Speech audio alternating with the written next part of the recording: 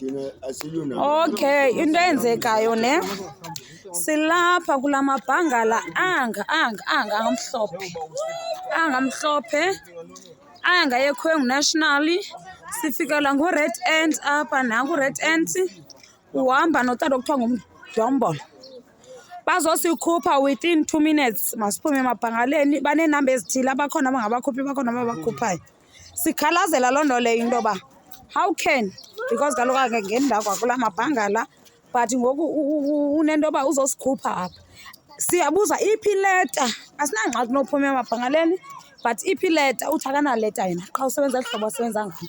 So siyacela ungu-BCM nimtrendise utata uMdombolo uzosikhupha. Dolomba. Oh sorry, ngutata uMdolomba not Mdombolo. Wrong. Sizokhutshwa nanguRed Ant uphethe imipu, uphethe lethina uzosikhupha njengangoku. Ininzi ke into ethethekayo, but ingase siyithethe xa sesisinibona ningumakhasi onxibelelwano. Asinokwazi uyithetha yonke into apha ekuvidiyo. Otherwise naku utata ozosikhupha uhamba noRed Ant wakhe.